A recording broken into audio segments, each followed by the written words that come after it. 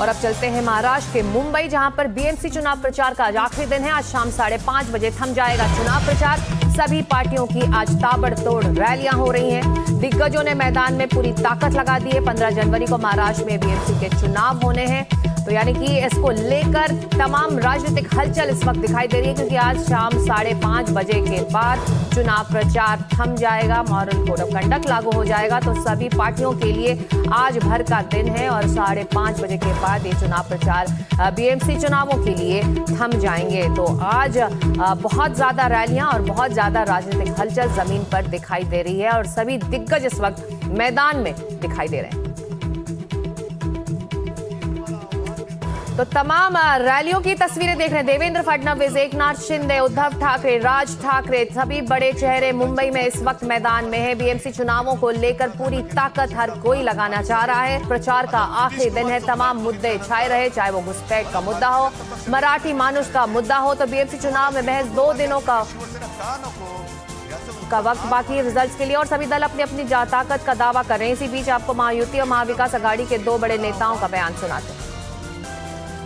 मेरा अपना मानना यह है कि विधानसभा से ज्यादा अच्छा परिणाम हम लोगों को महानगर पालिका के चुनाव में मिलेगा। और इसका कारण क्या है? विधानसभा के समय मुंबई का वोटर और विशेष रूप से मराठी वोटर जो हमारा है बीजेपी का, वो तो हमारा हिलता ही नहीं है। 3 चुनाव आपने देख लिए, हमने शिवसेना के खिलाफ चुनाव लड़े, फिर भी हमारे 15 से कम नहीं होते। हमारा मराठी वोटर तो है ही, लेकिन जो शिवसेना का मराठी वोटर था वो विधानसभा के समय थोड़ा कंफ्यूज था और उसके कारण उस समय हम लोगों को अपेक्षा जो थी उससे थोड़ी कम सीटें मिली। पर अब वो बिल्कुल कंफ्यूज नहीं है। अब यहां मुंबई में जो शिवसेना है, शिंदे जी की, बाला साहब ठाकरे की जो असली शिवसेना है, उस शिवसेना का वोटर तैयार हो गया। अब वोटर को ध्यान में आया कि यही लोग हैं, इनके ही साथ हमको रहना है, इसलिए वो तैयार हो गया है। इसलिए अब इस चुनाव में वो कंफ्यूजन नहीं है। इस चुनाव के परिणाम मैं आज आपको कह देता हूं, विधानसभा से अच्छे परिणाम इस महानगर पालिका के चुनाव में हमको मिलेंगे। कितने सीटें हासिल करेंगे ये तो आंकड़ा मैं कभी लगाता नहीं, लेकिन हमारा महापौर बनेगा जरूर। और बनेगा मतलब मुंबईकर बनाएंगे। आज तक उनका जो अनुभव है, ये जो चुनाव है, मैं तो अभी कुछ सभा तो मेरी हुई है, कल की भी भारी बड़ी जनसभा आपने देखी होगी। मैं तो बीजेपी को चुनौती देता हूं कि ऐसा एक चुनाव वो दिखाए कि उसमें उन्होंने हिंदू मुस्लिम ना किया है। ये तो म्युनिसिपैलिटी का चुनाव है, गटर मीटर वाटर जिसको कहते हैं, तो उसके बीच में ये मजहब की लड़ाई क्यों करते हो, भाषा की लड़ाई क्यों कराते हो? हमने तो मुंबई आज तक संभाली है।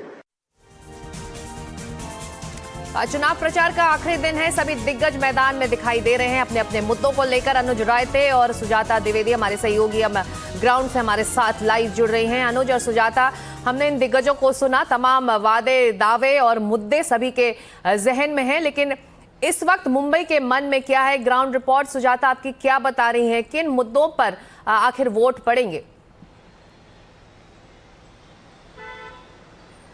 जी सिकता, देखिए, और मुंबई का माहौल फिलहाल राजनीतिक तौर पर उस तवे पर काफ़ी ज़्यादा गरमाया हुआ है। और खासतौर पर हम जब ग्राउंड पर जा रहे हैं, लोगों से और जो मतदार है उनसे बात कर रहे हैं, तो सबसे ज़्यादा जो कन्फ्यूजन है वो जो यंग वोटर्स हैं उनके मन में है, क्योंकि उनका कहना है कि सोशल मीडिया पर इतनी ज़्यादा गठबंधन की जानकारी उन्हें मिलने लग जा रही है कि उन्हें पता ही नहीं है कि किस पार्टी को वोट करना है, क्योंकि गठबंधन जो है वो कई स्तर पर अलग अलग पार्टीज के जो है बनते जा रहे हैं, लेकिन मुद्दे जो है मुंबई के वो अभी जस के तस पड़े हुए हैं। कौन सी वो पार्टी है, कौन से गठबंधन है जो इसको लेकर उनके इन तमाम समस्याओं का हल निकालेंगे, ये बड़ी बात है। और वही 48 घंटे की साइलेंस पीरियड के शुरू होने से पहले अगर आप देखें तो मुंबई भर में आज आपको कई प्रकार की कई बड़े बड़े दिग्गज नेताओं की रैली दिखने वाली है। ना सिर्फ मुंबई में बल्कि मुख्यमंत्री खुद जो है वो नागपुर में रहने वाले हैं। तो कहीं ना कहीं वोटर्स को आखिरी दिन पर ज्यादा से ज्यादा आश्वासन जो है वो दिया जाए, इसको लेकर काम पूरे पार्टियों द्वारा, सारे दल द्वारा जो है वो किया जाने वाला है। कांग्रेस पर इस समय काफी ज्यादा प्रेशर जो है वो बनता हुआ नजर आ रहा है, क्योंकि कांग्रेस कांग्रेस को अगर आप देखें तो अब तक उनके द्वारा एक भी भव्य रैली या उनका कोई स्टार प्रचारक जो है वो बीएमसी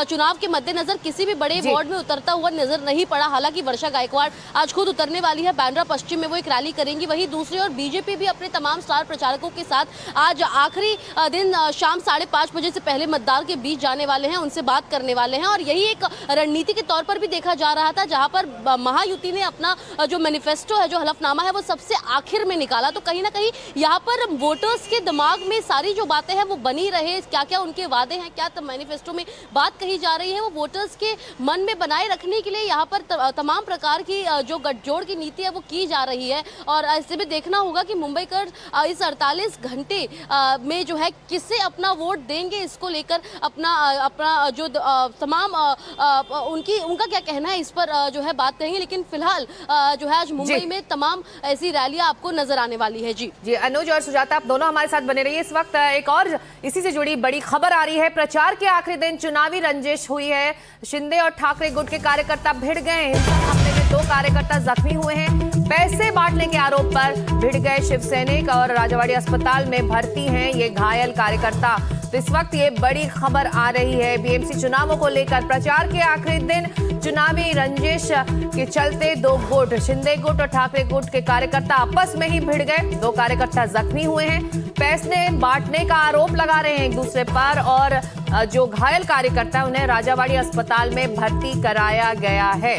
तो ये बड़ी खबर इस वक्त आप देख रहे हैं। ये तस्वीरें भी हैं इस हिंसक झड़प की। दोनों कार्यकर्ता, दोनों गुट के कार्यकर्ता जब आपस में भिड़े कि एक गुट ने दूसरे पर आरोप लगाया कि पैसे बांटे जा रहे हैं और वोट से ठीक पहले चुनाव प्रचार के आखिरी दिन ये तमाम विवाद अब बढ़ता दिखाई दे रहा है। अनुज रायत इस वक्त हमारे साथ है। अनुज, हम ये तस्वीरें देख रहे हैं, दोनों गुट काफी आक्रामक और हिंसक हो चुके हैं और ऐसे में जो मुद्दे रहे, चाहे वो घुसपैठ का मुद्दा हो, चाहे वो मराठी मानुस का मुद्दा हो, दोनों ही अपनी तरफ से दावे कर रहे हैं। अनुज जी, अगर हम मुंबई या फिर पूरे महाराष्ट्र के महानगर पालिका के इलेक्शंस का एक पैटर्न देखें तो पिछले कुछ महीनों में जब से कैंपेनिंग शुरू हुई है तब से मुद्दों पर कम और नैरेटिव्स के ऊपर ज़्यादा बातचीत हुई है। फिर चाहे वो हिंदू फर्स्ट नैरेटिव हो, मराठी फर्स्ट नैरेटिव हो या उसी के साथ कई अन्य चीज़ें हो।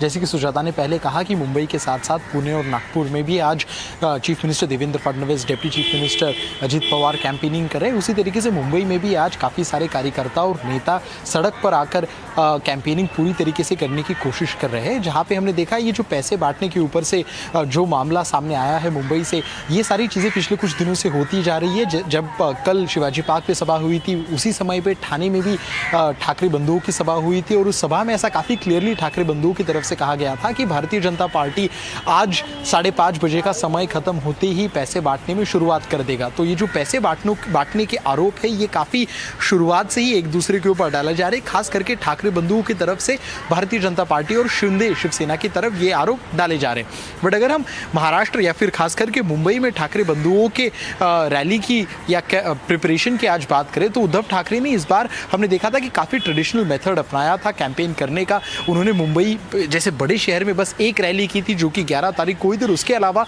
जैसे कि शिवसेना पहले के ज़माने में इलेक्शंस को सामने जाती थी, जहाँ पे वो अपना उनका लोकल यूनिट्स होता है जिसे शाखा कहा जाता है, उन शाखाओं में भेंट देने का एक ट्रेडिशन उन्होंने वापस शुरू कर दिया। राज ठाकरे, उद्धव ठाकरे, आदित्य और अमित ठाकरे, ये सारे जो बड़े नेता हैं इस अलायंस के, इन सारे नेताओं ने अपने ग्राउंड पे जाके, अपनी शाखाओं में जाके अपनी ट्रूप्स को मोबिलाइज करने की ज़्यादा से ज़्यादा कोशिश की है और उसी चीज़ को आज उद्धव ठाकरे करते हुए नजर आएंगे। वो मुंबई के काफ़ी सारे इंपॉर्टेंट शाखा जहाँ पे वो अब तक नहीं पहुँच पाए हैं, कल के बाद जब साइलेंट पीरियड शुरू हो जाएगा तब उनको ये चीज़ करने का मौका नहीं मिलेगा। और जैसे ही हम मैनिफेस्टो की बात करते हैं तो दोनों जो मैनिफेस्टो तैयार हुए हैं, महायुति के मैनिफेस्टो में इंफ्रास्ट्रक्चर और एआई के ऊपर ज़्यादा भर देते हुए नजर आई है। वहीं ठाकरे बंधुओं का मैनिफेस्टो है वो पीपल फर्स्ट अप्रोच के साथ, सोशल वेलफेयर स्कीम्स के अप्रोच के साथ सामने आया हुआ है। यही स्कीम्स दोनों गुटों की, दोनों अलायंस की तरफ से लोगों तक पहुँचाने की आज एक आखिरी कोशिश की जाएगी।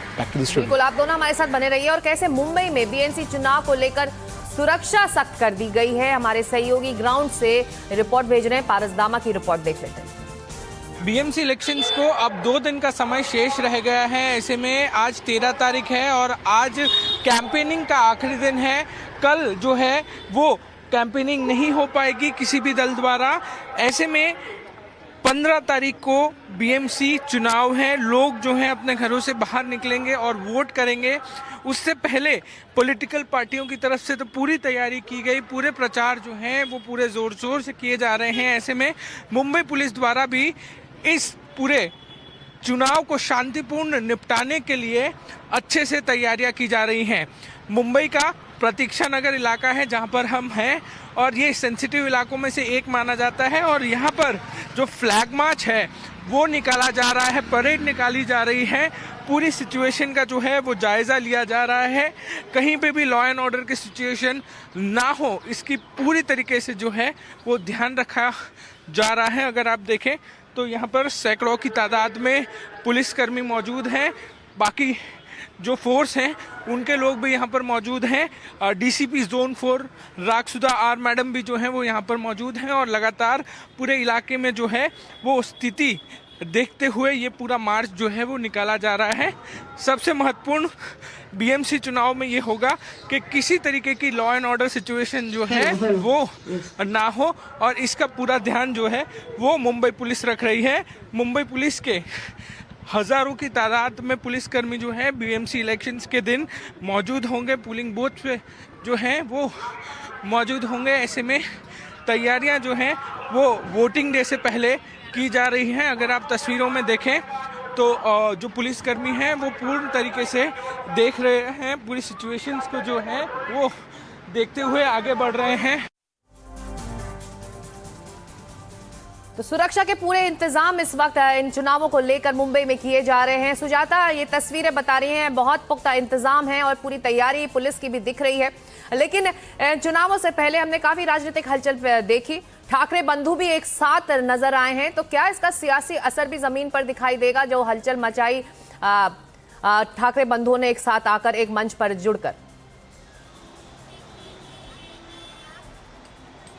बिल्कुल सिकता, और देखिए ठाकरे बंधुओं का एक साथ आना, इसका ज़्यादा असर जो है ये राजनीतिक पंडितों द्वारा कहा जा रहा है कि मुंबई में खासतौर पर देखने मिलने वाला है, क्योंकि हम जानते हैं कि विधानसभा चुनाव के बाद कहीं ना कहीं महाविकास आघाड़ी के भीतर की जो सहगर्मी थी वो कहीं ना कहीं कम होती हुई नजर है, जिसके चलते उद्धव ठाकरे और राज ठाकरे ने एक साथ आने का ये निर्णय किया। जब से ये दोनों भाई साथ आए हैं तब से जब हम कार्यकर्ताओं से और वोटर्स से बात कर रहे हैं तो उनका कहना है कि ये साथ आना ज़रूरी था और मराठी मानुस को लेकर जो नैरेटिव तैयार किया जा रहा है वो उससे एक वोट कंसोलिडेशन जो है वो देखने मिल सकता है। लेकिन वही दूसरी और महायुति में अगर देखा जाए तो क्योंकि एनसीपी अजीत पवार गुट का एक स्ट्रॉन्ग बेस जो है, पॉलिटिकल बेस मुंबई में नहीं माना जाता है, वही भारतीय जनता पार्टी और एकनाथ शिंदे की शिवसेना का एक साथ आना अभी भी जो है जो प्रांतीय वोटर्स है या फिर जो मराठी बेस के वोटर्स है उनमें अभी भी उनका एक स्ट्रॉन्ग दाव के तौर पर जो है देखा जा रहा है। लेकिन इसी बीच इस बार के बीएमसी चुनाव में अगर देखा जाए तो सबसे बड़ा मुद्दा जो है वो महापौर को लेकर देखने मिला, क्योंकि बीजेपी द्वारा ही ये पूरा मुद्दा उठाया गया।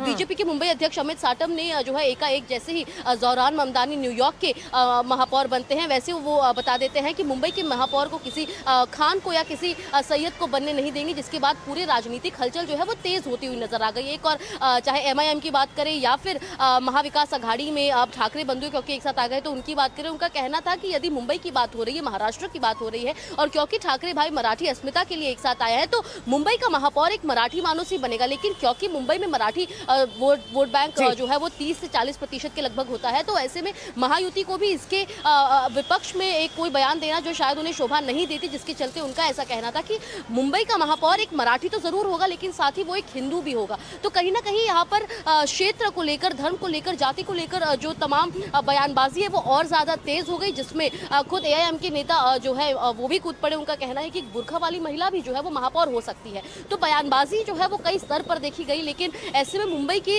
साथ अगर देखा जाए तो जो क्रेडिट वॉर है वो भी काफी ज्यादा शुरू हो गया था, जहां पर एक और ठाकरे बंधु का कहना है कि चाहे कोस्टल रोड की बात करें या फिर अटल सेतु की बात करें, देखना होगा क्योंकि चुनाव प्रचार के दौरान ये देखा गया है कि आमतौर पर इस तरह के जो बयानबाजी होती है उसका काफी हलचल सियासी तौर पर होता है, लेकिन क्या वो वोटों में तब्दील होंगे ये देखना होगा। आप दोनों हमारे साथ बने रहिए। शिवसेना सांसद संजय राउत का भी जीत का दावा है। बीएमसी चुनाव में संजय राउत ने जीत का दावा किया है तो आत्मविश्वास से भरी हुई है शिवसेना और बयान आया है संजय राउत का कि वो बीएमसी चुनाव में जीत हासिल करेंगे। हमने बीएमसी में ये मुद्दा बनाया ही नहीं है, ये हम, हाँ सही बात है, आपने देखा होगा। हाँ सही बात है। हमारे कार्यकर्ता जमीन पर है, यहाँ के जो वोटर्स है, चाहे मराठी हो, चाहे मुस्लिम हो, चाहे हिंदी भाषिक हो, वो हमारे साथ रहेंगे, हमेशा रहते हैं इस चुनाव में। हमारा उन पर विश्वास है। तो वोट चोरी वगैरह बाद में देख लेंगे। हमने ना वोट चोरी की बात निकाली है, ना क्या एसआईआर बिसार। सीधे हम हमारी काम, हमारी पार्टी की जो साख अब तक यहाँ है, उसके ऊपर हम चुनाव लड़ रहे हैं। और राज ठाकरे साथ आने से जरूर 1+1। पहले ठाकरे वर्सेस ठाकरे थे, अब ठाकरे प्लस ठाकरे हो गया ना। तोड़फोड़ की राजनीति तो देश में होते आई है। बात ऐसी है जितेंद्र, देवेंद्र फडणवीस ठाकरेओं को अब जानते हैं। मेरी जिंदगी उनके साथ गई है। तो जो आप ये बोल रहे हैं ना, ये ऐसा नहीं है, ये ट्रोजन हॉर्स वगैरह वगैरह ऐसा कुछ नहीं है। और आने वाले सालों सालों तक ये लोग एक साथ रहे। अगर हम बीजेपी के साथ 25 साल निकाले हैं, तो राज जी के साथ 30 साल तो निकालेंगे ना। 5 साल बोनस है ना। अनुज, आपने सुना संजय राउत को। इससे पहले जो मैं बात कर रही थी सुजाता से कि कैसे सियासी हलचल मचाई है ठाकरे बंधु जब एक मंच पर आए हैं, और संजय राउत जब एनडीटीवी के प्लेटफॉर्म में आकर जीत का दावा कर रहे हैं, तो उसके क्या मायने इस वक्त निकाले जाएं?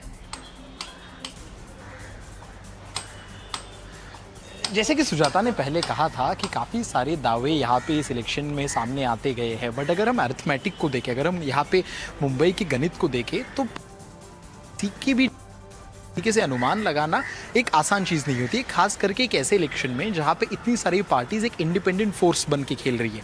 अगर हम थोड़ा सा इतिहास देखें बीएमसी के इलेक्शन का, तो पता चलता है कि जो कि यूनाइटेड फोर्स की तरह से 1997 से स्ट्रॉन्गेस्ट पार्टी बन के आई थी। तब से लेके कम से कम 2012 तक कांग्रेस पार्टी जो है वो उसके प्राइम ओपोनेंट की तरीके से देखी गई थी, और भारतीय जनता पार्टी एक थर्ड फोर्स बन गई थी। 2006 में जब एमएनएस बनी, तो एमएनएस बनने का सबसे बड़ा जो झटका बैठा था वो शिवसेना को बैठा था, क्योंकि एमएनएस डायरेक्टली उनके हिंदू और खास करके मराठी वोट्स को डिवाइड करने की कोशिश कर रही थी। और अगर हम अभी के इक्वेशन को देखें, तो पता चलता है कि शिवसेना 2 है, एनसीपी जिनका काफ़ी कम प्रेजेंस है पूरे मुंबई शहर में, खास करके ऐसे इलाकों में जहाँ पे माइनॉरिटी वोट या फिर मुस्लिम वोट ज़्यादा है, वहाँ पे उनका प्रेजेंस ज़्यादा है। बट एमएनएस जो कि पिछले कुछ इलेक्शन में, खास करके बीएमसी और विधानसभा इलेक्शन में बिल्कुल भी अच्छी तरीके से परफॉर्म नहीं कर पाई है। बट उनके अगर हम वोटिंग परसेंटेज की बात करें, तो वो हर इलेक्शन में अगर वो सीट्स भी नहीं ला पाए, तो वो वोट्स काफ़ी ज़्यादा हद तक काट के सामने वाले कैंडिडेट को परेशान करने का काम करते हैं। और क्योंकि ये पहली बार है कि ठाकरे बंधु एक साथ आके लड़ रहे हैं, इसकी वजह से जो पूरा मुंबई का मराठी वोट कंसोलिडेशन है, ये 2006 के बाद हमें 2026 में पहली बार देखने मिलेगा। तो क्या ये उनके फेवर में जाता है, या क्या उसका पैटर्न वैसे ही रहता है जैसे 2017 में रहा था? ये हमें 16 तारीख को पता चलेगा। बिल्कुल, 16 तारीख का इंतजार सभी को। इस बीच तमाम बयान आ रहे हैं। अनुज और सुजाता, आप दोनों हमारे साथ बने रहिए। अकबरुद्दीन ओवैसी का चुनाव प्रचार पर बयान आया है कि आज चुनाव प्रचार बंद हो जाएगा, बावजूद इसके सब पतंग उड़ाएंगे। अकबरुद्दीन सिर्फ पतंगे ही दिखेंगी, बार बार दिखेंगी, कह रहे हैं ये। तो ये तमाम बयानबाजी हो रही है आज चुनाव प्रचार के आखिरी दिन। आइए सुन लेते हैं।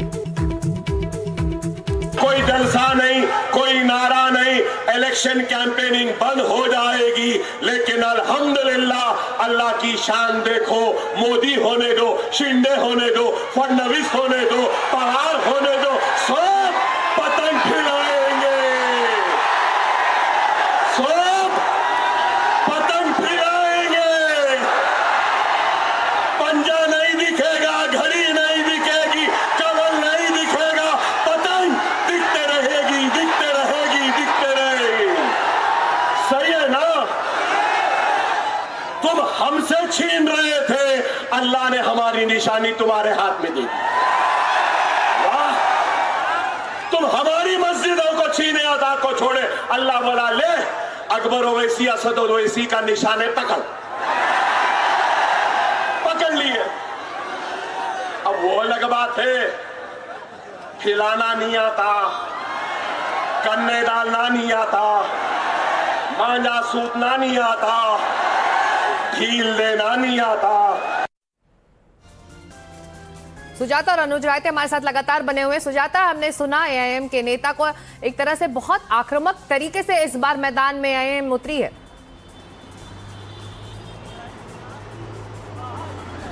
जी, और देखिए इसका असर जो है वो ना सिर्फ मुंबई में बल्कि महाराष्ट्र के भी कई इलाकों में दिखता हुआ नजर आ रहा है। अगर हम बात करें धुले की, तो कल वहां पर MIM के जो विधायक है और एक नेता अकबरुद्दीन ओवैसी, वो उन्होंने एक सभा बुलाई। उस सभा में उनका कहना था कि उन्हें इस पार्टी को जो है महाराष्ट्र के एक किराएदार के तौर पर देखा जाता है, लेकिन वो किराएदार नहीं, मालिक है। साथ ही उन्होंने इस प्रकार की भी टिप्पणी की, इलेक्टोरल बॉन्ड्स को लेकर उन्होंने एक आक्रामक रूप अपनाया भाजपा पर। उनका कहना है कि चुनावी चंदा लेने के नाम पर जो है इसे इलेक्टोरल बॉन्ड का नाम दे दिया जाता है। साथ ही अगर देखें तो असदुद्दीन ओवैसी की भी कई सारी सभाएं जो है वो महाराष्ट्र में इस बार की गई, और साथ ही चुनावी प्रचार में उन्होंने कई ऐसे बयान दिए जो शायद भाजपा पर और साथ ही अजीत पवार के एनसीपी पर सीधे वार के तौर पर देखा जा रहा है। उनका कहना है कि क्योंकि अजीत पवार ने खुद ये बयान दिया था कि कल तक जिस पार्टी ने उन पर आरोप लगाया था 70,000 करोड़ रुपए के भ्रष्टाचार करने को लेकर। सुजाता, एक मिनट में आपको रोक रही, इस वक्त बड़ी खबर आ रही है। चुनाव के आखिरी दिन देवेंद्र फडणवीस का प्रचार, बीएमसी चुनाव के लिए सीएम फडणवीस का प्रचार हो रहा है। शाम 5 बजे बंद हो जाएगा चुनाव प्रचार।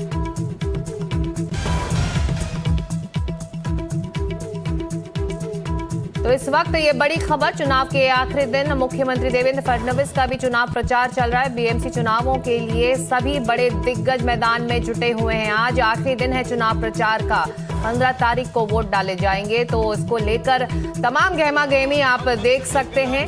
बीएमसी चुनाव के लिए सीएम फडणवीस का ये प्रचार है। ये तस्वीरें आप देख रहे हैं कैसे ग्राउंड पर उतरे हुए हैं मुख्यमंत्री, और हर पार्टी का दिग्गज आज के दिन मैदान में दिखाई दे रहा है।